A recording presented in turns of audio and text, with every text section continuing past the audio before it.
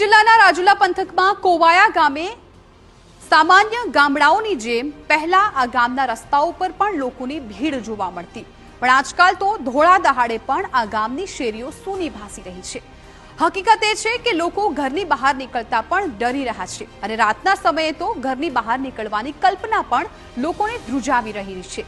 તેનું કારણ છે કોયલા ગામે સાવજના ધામા।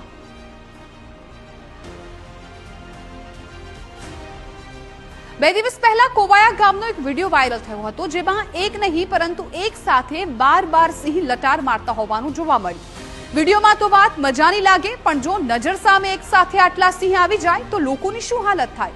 અને હકીકત એ છે કે કોવાયા ગામે આવા દ્રશ્યો સામાન્ય બની ગયા છે।